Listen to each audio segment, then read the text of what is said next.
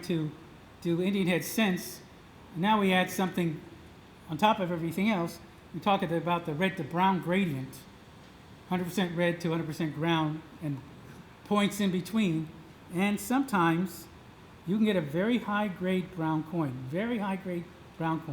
for a lower grade red coin.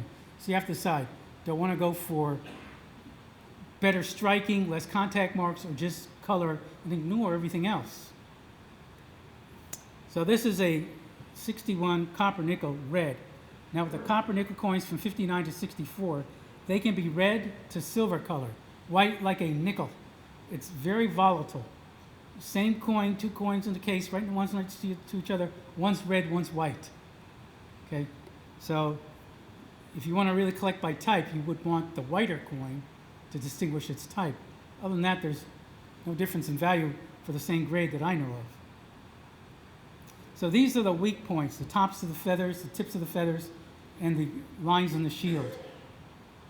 So here's a proof. So now you can see on a good proof, it's also the same era proof. Feathers are sharp right to the very tips, and also the denticles around the rim are much more squared off and sharp than on any of the mint states. And also reverse, the shield lines extremely sharp. So there's a 67 red. There's one little tick there, a little bit weakness on the shield. It's still an incredible coin. So there's a red brown. So this is, I call this roughly 50% red, at least on the obverse. The reverse is getting more brown. But this has no detracting contact marks, really. Here's a 66 red. And you see a lot more weakness here in the strike, but it was just so beautiful for most of the contact marks. And also notice the line near the date, that's a die crack, not a scratch. So that happened a lot in those era, and doesn't count against the grade. So here's a 66 red. Again, slight weakness on the strike, but there's no contact marks to speak of. So this coin is priced like a 3 or 4 red in a 6 brown. A little bit, tiny contact mark in the center.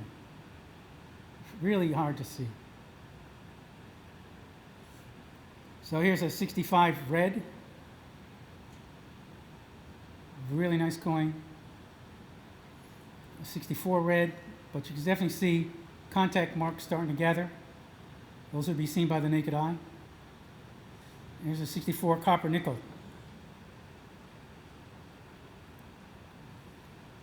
And here's a 63 red. Definitely some weakness at the ribbon. 63 brown. This is actually slightly stronger struck. It's also an S-mint.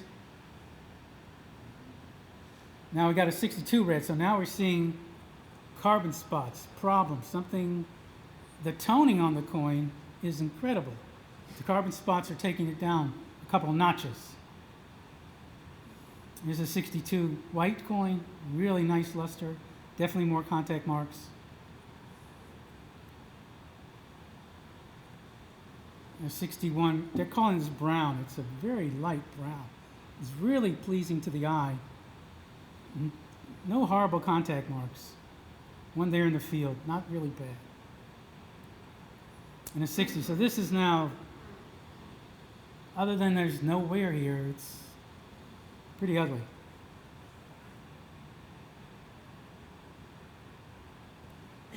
So here's a copper nickel in AU58. I mean, it's virtually indistinguishable. Just in the center of the cheek there, we're starting to see a little bit of rub. Here's a brown AU58. Here's an AU55, a brown coin, but at this point, it's not going to be any more red coins. So it's getting definitely some flattening there, but some of it's due to strike. A 53. And a lot of these coins from the 1870s and 80s are horribly struck. So any of you dedicated Indian collectors that try to get through those decades in high grades, you have my sympathy.